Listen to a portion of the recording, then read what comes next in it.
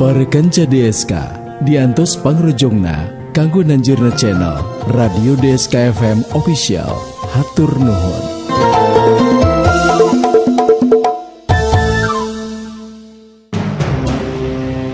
Sirawing nitis, sirawing nitis.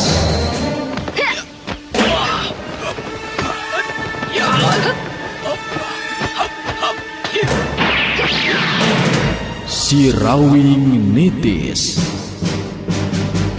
Dongeng Sunda Roman Silat nu ngajujut lagu mapai rundayan carita kahirupan turunan Jawara Kakoncara jujulukna Sirawing.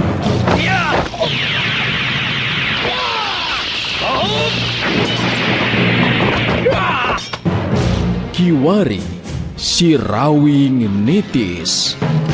Lambaran lalakon kahirupan anak Jawara Kahot nu tandang makalangan taya karingrang neruskeun tapak lacak nu jadi bapa tutulung ke batur tatalang kasasama demi ngahontal cita-cita nu sayakti. Sirawing nitis.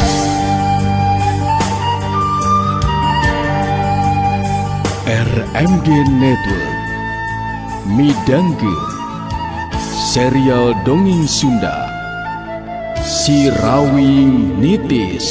Sirawing nitis. Hampir pasir nulung kawin taya jalan bisa disorang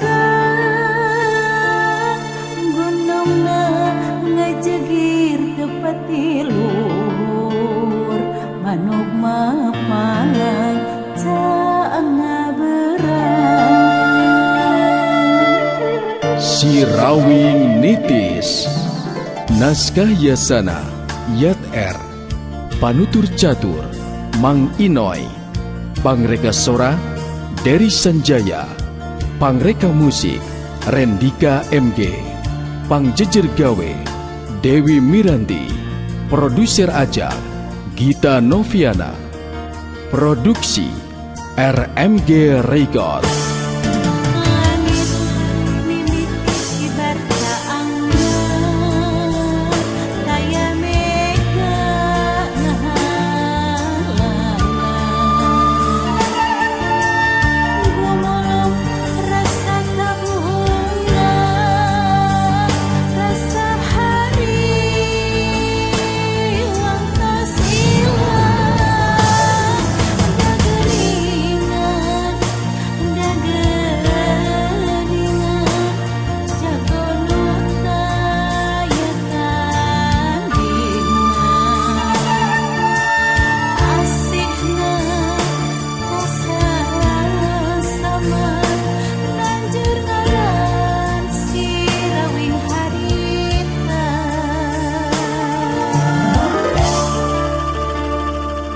Para kanca sadaya nyanggakeun Sirawing nitis. Sirawing nitis.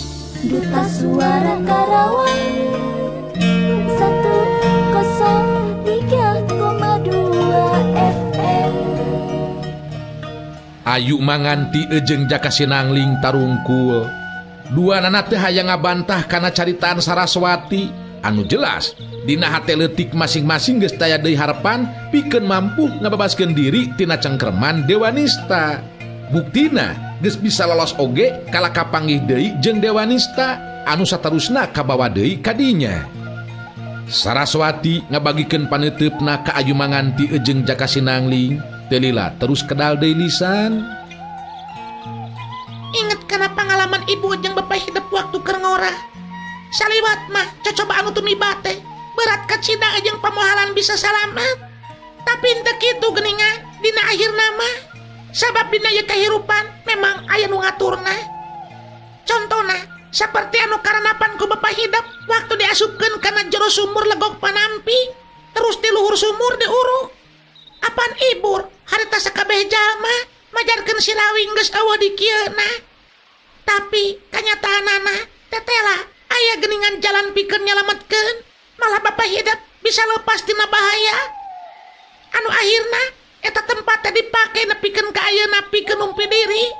Kaasup waktu ayeuna sanajan dina kaayaan bari ajeng lumpuh, Bapak hidup hayang leureuh teh eta tempat anaking. Kitu mungguh ari lalakon dina kahirupan anaking. Nu mata urang oge ulah peungas harapan. Saraswati merek nasehat jeung gambaran tina pangalaman waktu anu katukang anu kungsi disorang boh ku Saraswati kitu deui ku si Rawing.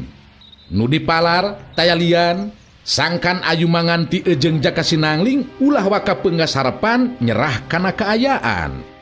Ayu manganti anu harita cumarita,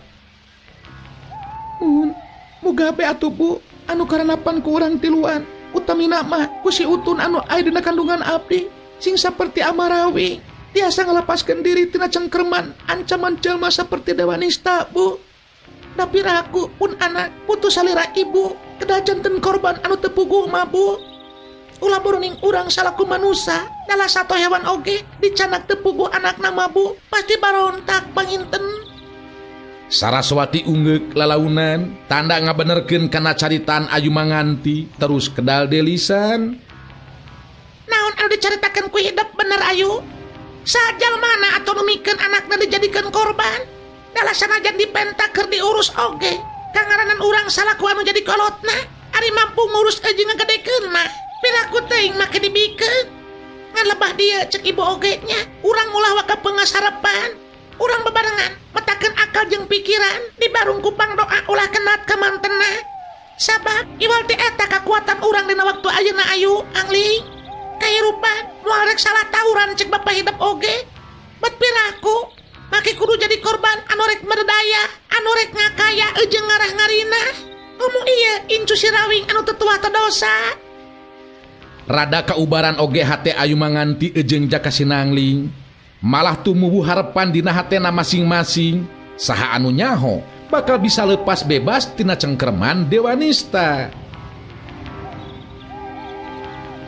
Urang tinggalkeun heula kaayaan Saraswati, ayu manganti jeung Jaka Sinangling. Caturkeun harita si Topeng Mayit anu ngaloloskeun diri di baturan ku anak buahna anu satia ngaran Obang tea. Si Topeng Mayit menta supaya dirina dibawa ka guha macan kembar. Maksudna rek cicing saheulaanan di dinya, itung-itung titirah bari sekaligus hayang ngabuktikeun ngeunaan buku kulit macan tea anu nurutkeun beja ti Obang mah cenah Dewi Angrum nyangking rahasia elmuna si Topeng Mayit.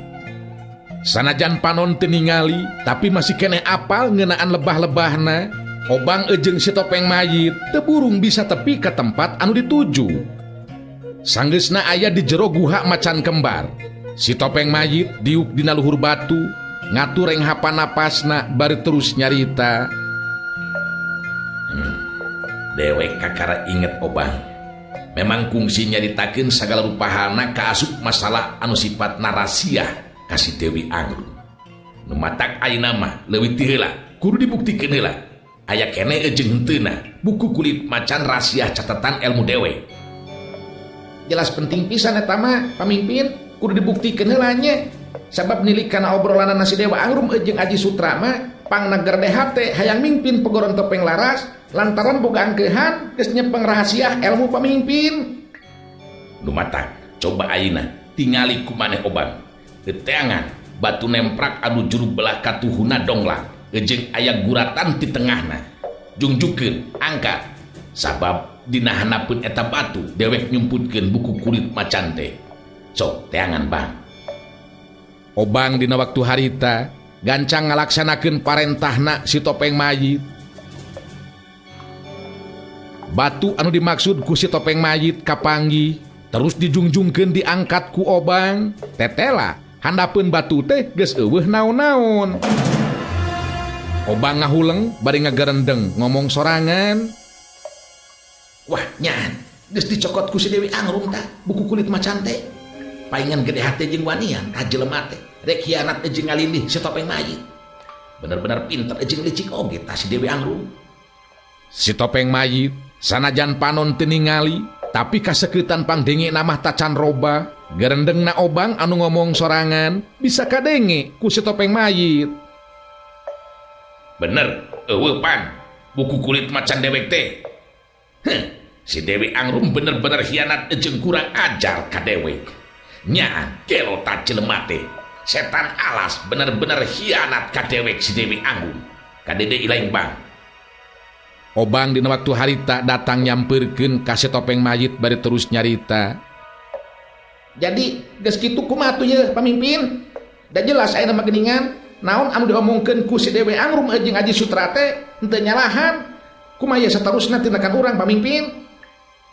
Si Topeng Mayit ngahulang sakedeung siga anu keur mikir, narik napas panjang teu lila terus nyarita. Dewek sanajan teu bisa nenjo lantaran panon dewek lolo. Lain ngandung harti, jalma anu tanpa daksa tuna netra teu bisa naon-naon. Mun ilai memang rek satia bela ka dewek. Ayeuna ngabuktikeun anak Obang. Jadi kumaha maksud pamimpin teh? Coba dijelaskan ka kuring pamimpin. Leuwih hade, dewek baturan di dieu Obang. Di ieu tempat dewek bakal tumetep saheulaanan. Sanajan dewek lolo, tapi dewek bakal ngalatih diri nyiptakeun ilmu anu bisa digunakeun ku jalma anu teu ningali. Dewek tangtu kudu leuwih ngaronjatkeun kaseuketan pangdenge jeung kaseuketan batin keur ngagantikeun panon anu teu bisa nenjo. Engke dina waktuna dewek bakal datang merenan jiwana si Angrum jeung si Aji Sutra. Eta dua jalma kudu binasa ku leungeun dewek. Obang tembong dina waktu harita ungut-ungutan, manehna ngarti kana maksud caritaan si Topeng Mayit. Caritaan anu tangtu be henteu pamohalan bisa jadi kanyataan. Sabab sanajan sapasang panon si Topeng Mayit teu bisa ningali, tapi kaseuketan batin jeung pangdengena bisa leuwih dironjatkeun kamampuhanana. Anu akhirna si Topeng Mayit sanajan bari jeung teu ningali, bakal boga kamampuhan anu teu bisa dianggap enteng, di mana dirina geus ngayakinkeun ilmu anu diciptakeunana. Nya adik kitu maksud pamimpin mah kuring muarek baha pamimpin. Dina harti kuring bakal tetep satia marengan jeung ngabaturan pamimpin. Sok sanajan cicing di dieu teh beda jauh upama dibandingkeun jeung di tempat urang. Nyata di pagoron Topeng Laras pamimpin. Montong nginget-nginget deui eta tempat Obang. Keun antepkeun si Angrum jeung si Aji Sutra sina suka heula hatena. Anu jelas di mana eta dua mangkeluk binasa ku leungeun dewek, tur dewek jadi deui pamimpin anu boga kekawasaan. Dewek geus moal marcaya deui jalma anu sejen kajabati Ilai kaharti. Kaharti pamimpin, kuring moal kagok bela tumutur ngan ulah dila teuing ye urang aya di dieu pamimpin. Si Dewi Angrum jeung si Aji Sutra kudu buru-buru disingkirkeun tamang keluk teh pamimpin. Maranehanana bongan berkhianat, malah rek binasa ka pamimpin. Tuman jelema kitu patut mah diantepkeun di laoge pamimpin. Tenang deui. Dewek butuh waktu teh keur ngalatih diri. Tah, ayeuna Ilai wayahna pangyieunkeun iteuk dewek tina bahan anu kawilang kuat, anu sakirana bisa dipake nakis pakarang seukeut bari henteu donglak atawa buntu. Sabab iwal ti iteuk anu bisa dijadikeun pakarang andelan keur jelema lolong saperti dewek Obang. Beres pamimpin. Ngeunaan iteuk mah alus nama urang tina tangkal asem atawa pokona mah tinggal parentahkeun we ka kuring ku pamimpinnya. Kuring kudu kumaha-kumahana. Nu jelas ku kuring bakal dilaksanakeun parentah ti pamimpin. Si Topeng Mayit rada kaubaran hatena.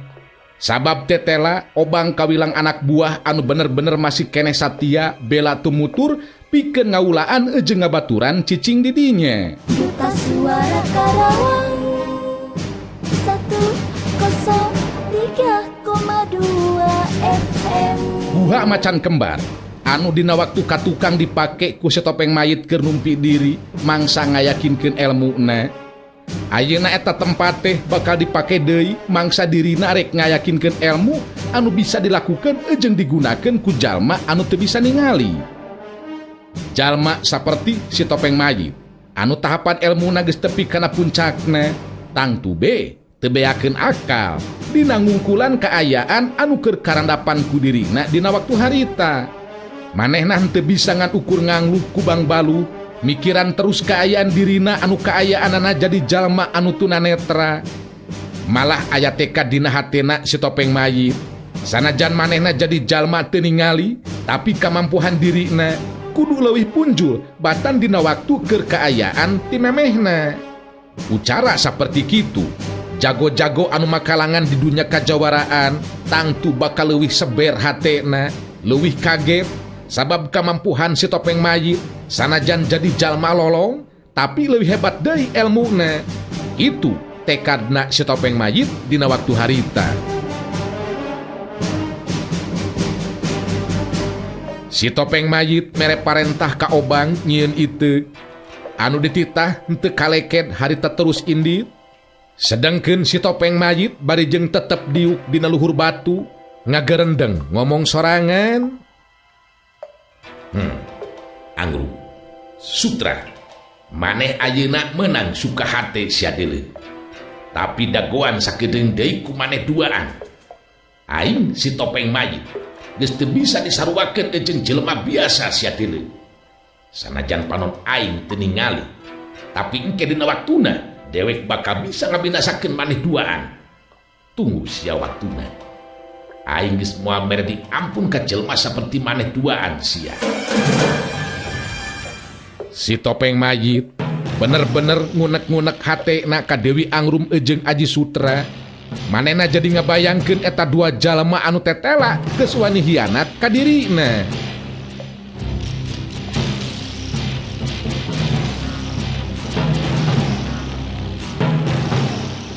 Sedengkeun jalma anu keur dipikirkeunana nyaeta Dewi Angrum jeung Aji Sutra.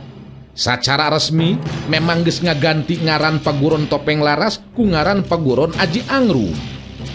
Di antara para anggota anu henteu satuju jeung panuju ku ayana tindakan Dewi Angrum jeung Aji Sutra, langsung arindit dedemitan.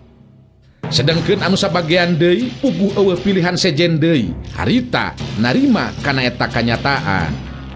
Sedengkeun Aji Sutra jeung Dewi Angrum babarengan leuleman ngayakinkeun elmu anu aya dina buku kulit macan bogana si Topeng Mayit.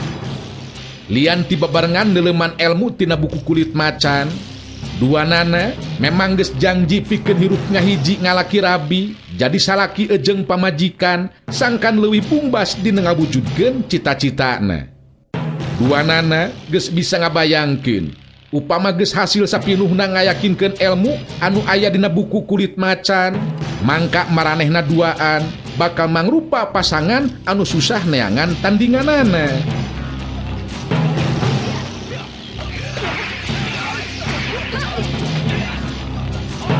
Saperti kayaan harita sanggeusna beres latihan dariuk dina bangku panjang anu biasa sok dipake niis ku Aji Sutra jeung Dewi Angrum. Aji Sutra jeung Dewi Angrum nyusutan kesang dina tarangna masing-masing. Dewi Angrum anu harita cumarita. Kang Aji, urang ulah mican waktu jeung kahalangan ku capek ieu mah Kang. Kudu bisa buru-buru ngabuktikeun diri ka anak buah urang yen kamampuan urang saimbang jeung si Topeng Mayit. Sabab di antara anggota anu teu panuju jeung satuju kana kapamimpinan urang nungtutan arinit bari teu pamitan. Tindakan anu bener-bener kurang ajar jeung panghinaan keur urang. Tapi teu naon, kitu karep jeung kahayangna Kang. Anu penting, urang kudu bisa buru-buru ngabuktikeun kemampuan urang duaan Kang.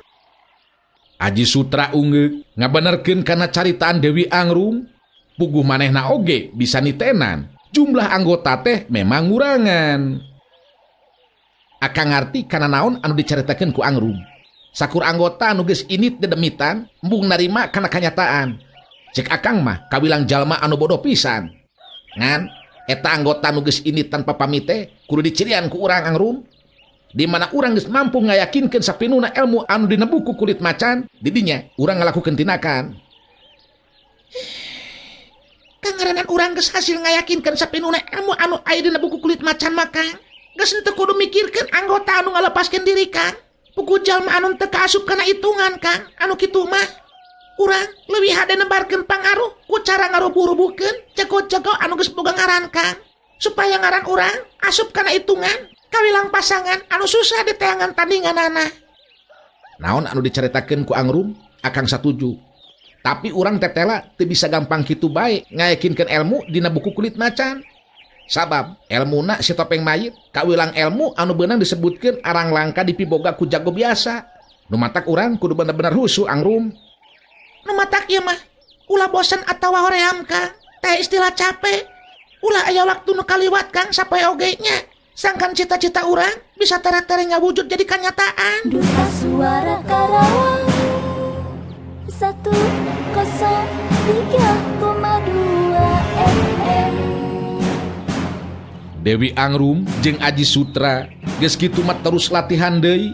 Sumangetna dina neuleuman ilmu anu aya dina buku kulit macan beuki nambahan kuatna patekadan. Teu aneh mun poho kana waktu jeung kacape teh lantaran hayang bisa buru-buru ngawujudkeun cita-citana. Jadi sapasang anu susah diteangan tandinganana.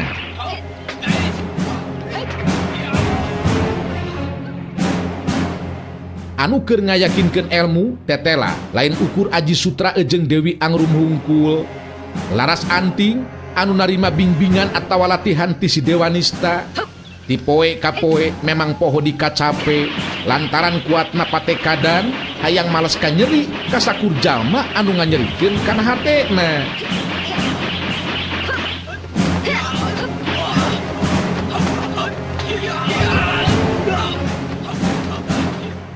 Leureuh tina latihan, Dewanista ngajakan cumarita.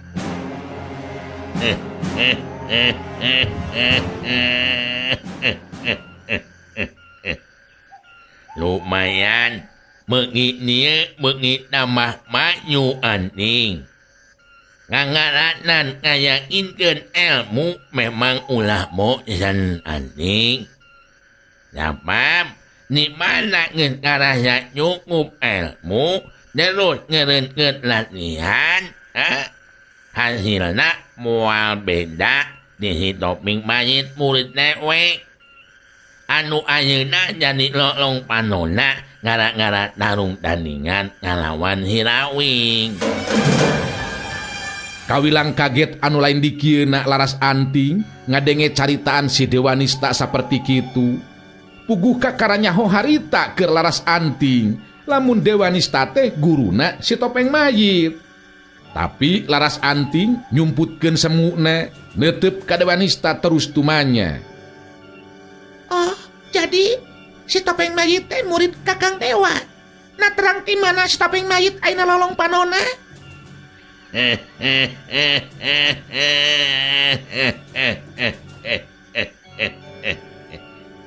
Nya dewek ngadenge beja we anjing. Si topeng mayit kawilang murid dewek anu kurang ajar oge.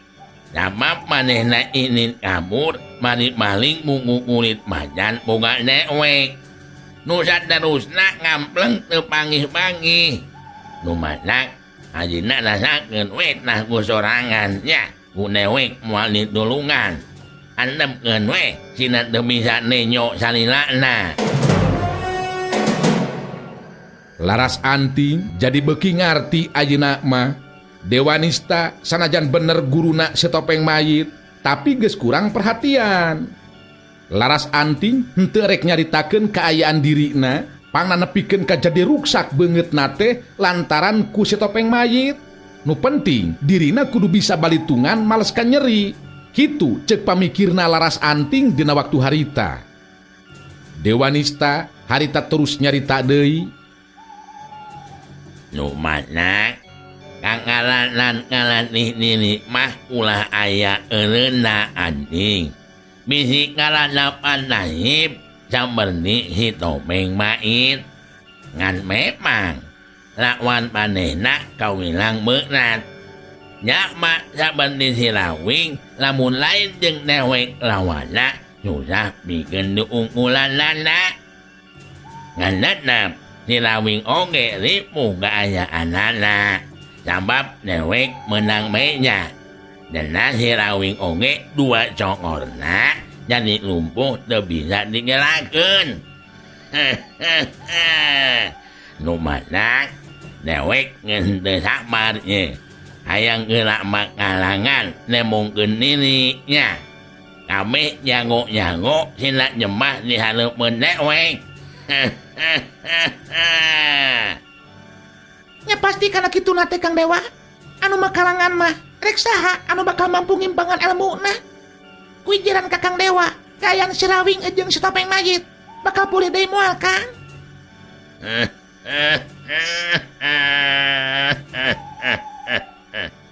Sanajan Newek neuleuh langsung ka eta dua jalma kumaha kaayaanna dina waktu ayeuna. Tapi Newek boga kayakinan ngangaralan geus nalung pada ngagunakeun kakuatan puncakna masing-masing. Susah mikeun mulihkeun deui kaayaanana. Sanajan tabib sakti parimasana moal bisa ngubaranana aning nu mandak mun rek narung nya kudu leuwih teula ngukur kamampuan sorangan aning. Ulangan ukur ngandeukeun kawani jeung nekat unggul. Laras Anting ngahuleng bari ngomong sorangan jero hatena. Si Topeng Mayit pasti oge aya di pagoron Topeng Laras. Kaayaan dirina anu geus lolong teu bisa ningali. Jelas mangrupa kaayaan anu lemah. Kesempatan anu hade pikeun diri aing upama ngayakeun palitungan ka manehna. Ku aing mun kieu mah kudu diselidik heula ieu, diyakinkeun bener jeung teu caritaan Dewanista kaayaan si Topeng Mayit ayeuna. Mun memang yakin bener manehna teu bisa ningali, eueuh salahna lamun diri aing ngelakukeun tindakan malas ka nyeri ka eta jalma. Bener, aing kudu nyelidik heula ieu mah ye ka pagoron Topeng Laras. Kitu galecokna hate Laras Anting dina waktu harita. Naon ngahuleng Anting.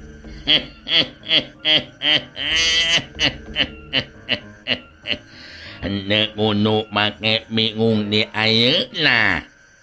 Sanajan Newek ukur 3 bulan ngalatih nya. Ngeun awewe mah geus leuwih ni cukup jeung Newek oge. Malah lamun rajin terus ngalatih diri bisa terus mengkarkeun ku sorangan. Boh dina jurus anawa gerakan ngarti. Karti Kang Dewa. Anu mata engke peuting abdi jadi pikiran ye. Hayang jalan-jalan bari ngalatih pangenteng badan sarta bari jeung hayang ningali kaayaan wanci peuting di pelemburan. Da deui dina meureunnan ku Kakang Dewa oge.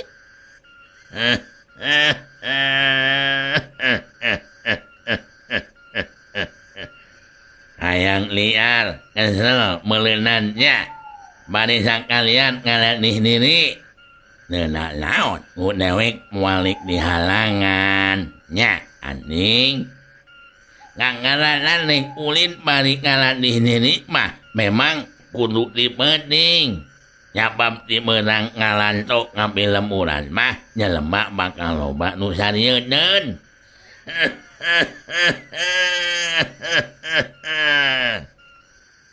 Nu matak jalan pikiran abdi oge kitu Kang. Jadi engke peuting abdi mah moal waka sare sore-sore. Kitu tah Kang. Iya sok. Diinitan ku diri kula Anting.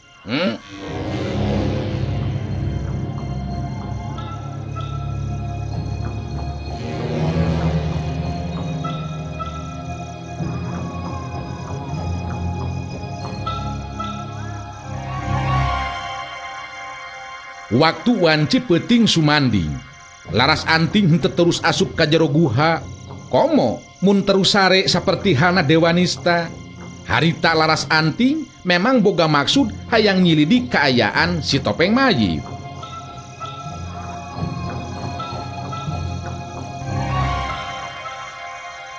Sanajan wanci peuting lumampah kaseuketan panon Laras Anting ayeuna mah geus kalati. Lian ti eta ilmu pangenteng badana oge sarua deui geus kalati.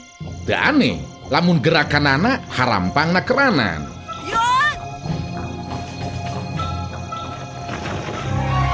Laras Anting ayeuna mah bisa lumaku bari ejeng leumpang gancang. Malah dina waktuna luluncatan atawa lumpat gancang mah bete beda ti dedemit lantaran gerakanana anu cepet. Ngan kangaranan rek ngambah ka pilemburan. Laras Anting tangtu be embungen ari pasarandog ejeng jalma lantaran rumasa kaayaan beungeutna anu jadi pikasieun. Sanajan can lila dilatih ku Dewanista, tapi kamampuhan anu ayeuna kacangking ku Laras Anting kawilang geus leuwih ti lumbayan. Duta Suara Karawang 103,2 FM. Kangaranan lempang gancang bari sakapeung lumpat. Teu aneh mun Laras Anting tereh tepi ka tempat anu dituju. Bari kekelenepan teu beda ti gerakan dedemit. Harita Laras Anting ngelendep cicing di lebah tempat anu poe, ningali ka lebah paguron topeng Laras anu tetela masih kene dijaga ti luarna ku sababar urang anggota. Bari ngawaskeun ka lebah anu keur ngajaga, Laras Anting ngagarendeng ngomong sorangan.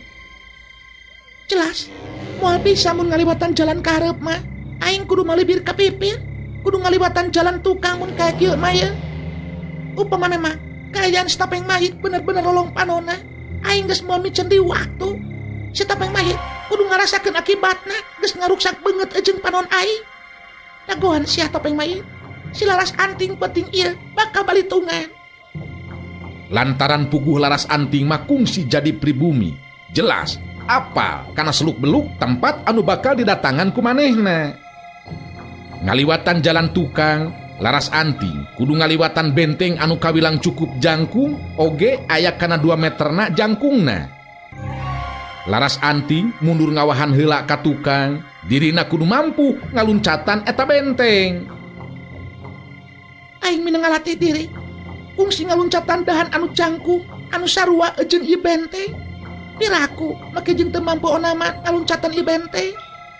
Aing kudu bisa. Dibarengan ku rasa percaya diri, Laras Anting ngatureng hapan napasna. Harita luncat lepasna keranan. Nyata bener-bener hebat Laras Anting, sabab manehna bisa ngaluncatan ngaliwatan benteng. Malah waktu dua sukuna napak kana taneuh estu henteu nimbulkeun sora. Kalendep katayep Laras Anting puguh geus apal seluk-belukna eta petempatan, geus teu ngarasa kagok deui dina ngalengkakeun sukuna. Dewi Angrum harita sare bareng ejeng Aji Sutra, dua nana memang geus pada aya dina kasapukan gesan hirup ngahiji. Sanajan gerakan Laras Anting anu ngaliwatan jalan tukangeun imah kawilang ati-ati, tapi kaseuketan pangdenge atawa panca indra Dewi Angrum geus leuwih kalatih sanggeusna ngayakinkeun elmu anu aya dina kulit buku macan tea, sanajan masih keneh tacan sapinuhna. Dewi Angrum ngadenge sora anu narik kana perhatianana, harita bet jadi ngorejat hudang tina sarekna. Geus teu mikir 2 kali, harita langsung muru ka pipir imah.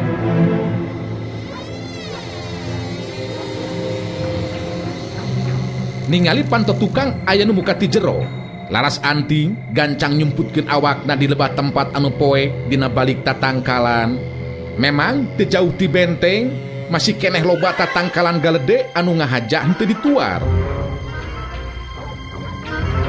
Dewi Angrum ngajanteng nangtung bari muterkeun paneteupna ka sakuliah eta petempatan, tapi tetela teu ningali naon-naon. Laras Anting anu cicing di lebah tempat anu poek ejeng dina balik tatangkalan ngawaskeun ka lebah Dewi Angrum bari ngomong sorangan jero hatena. Dewi Angrum geuningan anu kaluar teh. Keun hayang nyao, aing bawa ka nembongkeun diri, bisi masih keneh aya nu kaluar jalma anu sajena deui. Nu jelas aing eueuh urusan ejeng Dewi Angrum, penting nama aing balitungan ejeng si Topeng Mahit. Dewi Angrum masih keneh tetep ngajanteng nangtung. Harita aya anu datang nyamperkeun talian ti Aji Sutra geuningan, manehna leungiteun lantaran lilir tina sarena Dewi Angrum eueuh gigireunana. Aji Sutra sanggeusna deukeut ka gigireun Dewi Angrum, langsung tumanya ka Dewi Angrum.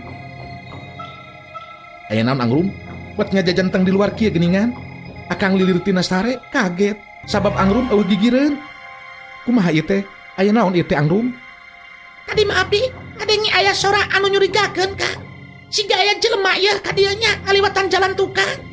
Ari abdi pikiran teh bisa si topeng mayit datang ke dia atau si Obang anu bela satya ke si topeng mayit. Kita Suara Karawang 103,2 FM.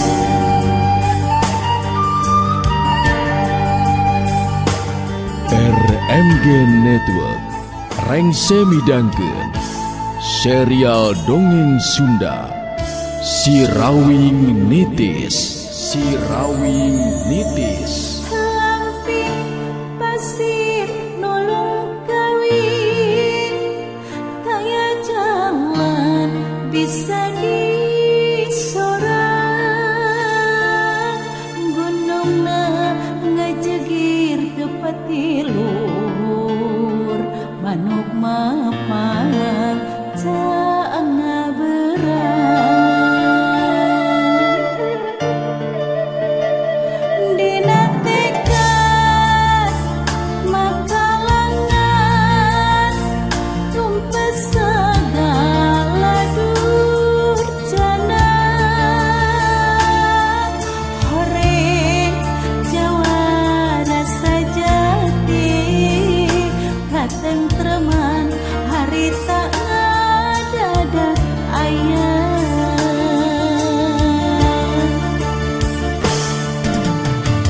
Sirawing Nitis. Naskah Yasana Yat R, Panutur Catur Mang Inoy, Pangreka Sora Dari Sanjaya, Pangreka Musik Rendika MG, Pangjejer Gawe Dewi Miranti, Produser Ajang Gita Noviana, Produksi RMG Record.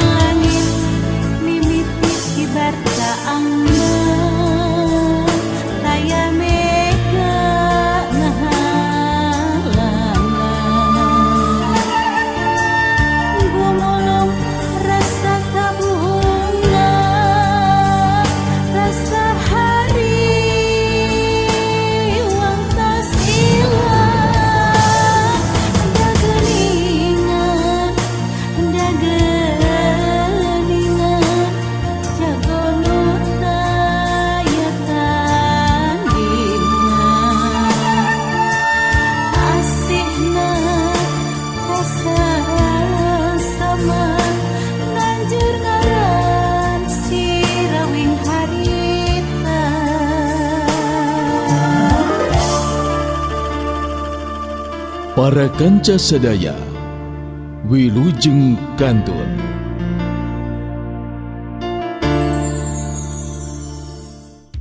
Kita Suara